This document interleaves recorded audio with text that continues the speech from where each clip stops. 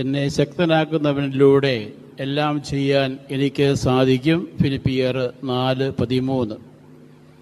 Zero Malabar സഭയുടെ പിതാവും തലവനുമായ major archbishop Mar Raphael Thattil പിതാവേ, അഭിവന്യ പിതാക്കന്മാരെ, ബഹുമാനപ്പെട്ട വൈദികരെ, സ്നേഹമുള്ള സിസ്റ്റേഴ്സ്, സഹോദരീ സഹോദരന്മാരെ, ലോകത്തിൻ്റെ വിവിധ ഭാഗങ്ങളിൽ നിന്ന് ഈ ശുശ്രൂഷയിൽ പങ്കെടുക്കുകയും എന്നെ ശ്രവിക്കുകയും ചെയ്യുന്ന എൻ്റെ പ്രിയപ്പെട്ട കനനായ മക്കളെ, പരിശുദ്ധ പിതാവ് ലിയോ 14 മാർപ്പാപ്പായുടെ മഹത്തായ ഈ നിയമന വാർത്ത അറിയിക്കപ്പെട്ട ഈ അനുഗ്രഹീത നിമിഷത്തിൽ സർവശക്തനായ ദൈവത്തിന് ആദ്യമേ തന്നെ എൻ്റെ ഹൃദയത്തിൻ്റെ ആഴങ്ങളിൽ നിന്നുള്ള നന്ദി അറിയിക്കുന്നു. ദൈവം എനിക്ക് നൽകിയ ഈ ശ്രേഷ്ഠ ശുശ്രൂഷയെ വിനയാന്വിതനായി ഞാൻ സ്വീകരിക്കുന്നു.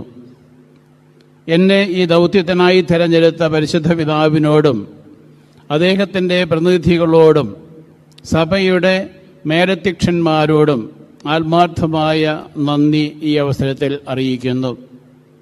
എൻ്റെ നിയമനം ദൈവജനത്തെ കൂടുതൽ വിശ്വസ്തയോടെ സേവിക്കാനുള്ള ഒരു നിയോഗവും ഉത്തരവാദിത്വവും ദൈവവിളിയുമാണെന്ന് ഞാൻ തിരിച്ചറിയുന്നു.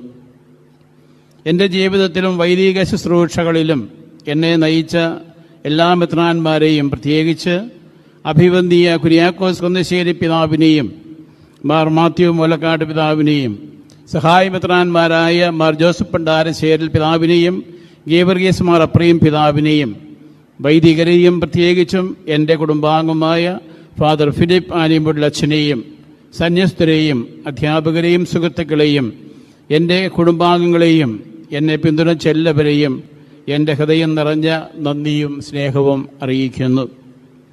ഞാൻ ശുശ്രൂഷ ചെയ്ത എല്ലാ മേഖലകളിലും എനിക്ക് പ്രോത്സാഹനം നൽകി കൂടെ നിന്ന് സ്വദേശത്തും വിദേശത്തുമുള്ള വിവിധ ഇടവകകളിലെ വിശ്വാസ സമൂഹത്തോടും ജീവനക്കാരോടും എനിക്ക് വേണ്ടി പ്രാർത്ഥിച്ച് എല്ലാവരോടുമുള്ള നന്ദി അറിയിക്കുകയാണ്. നിങ്ങളുടെ സ്നേഹവും സഹകരണവും പ്രാർത്ഥനയും കൂടെയുള്ളതുകൊണ്ടാണ് പുതിയ ഈ ദൗത്യം ഏറ്റെടുക്കുന്നതിന് സഹായകമാകുന്ന ഏറ്റവും വലിയ ശക്തിയെന്ന് ഞാൻ തിരിച്ചറിയുന്നു. ഞാൻ ഏറ്റെടുക്കുന്നതൊരു വലിയ സ്ഥാനമായി പരിഗണിക്കാതെ ഇതൊരു ശുശ്രൂഷയായി ഇന്ന് ഞാൻ സ്വീകരിക്കുന്നു. അധികാരത്തേക്കാൾ സേവനത്തിനും, സ്ഥാനത്തേക്കാൾ സ്നേഹത്തിനും, വാക്കുകളേക്കാൾ ജീവിത സാക്ഷ്യത്തിനും പ്രാധാന്യം നൽകുന്ന ഒരു നല്ല ഇടയനാകാൻ ഞാൻ ആഗ്രഹിക്കുന്നു. പ്രത്യേകിച്ചും യുവജനങ്ങളോടും, വേദനിക്കുന്ന കുടുംബങ്ങളോടും, ഒറ്റയ്ക്ക് കഴിയുന്ന പ്രായമായവരോടും, ദരിദ്രരോടും, സഭയിൽ നിന്ന് പ്രത്യക്ഷമായോ പരോക്ഷമായോ അകന്നു കഴിയുന്നവരോടും സുവിശേഷത്തിൻ്റെ സ്നേഹം പങ്കുവയ്ക്കുവാൻ ഞാൻ പരിശ്രമിക്കും.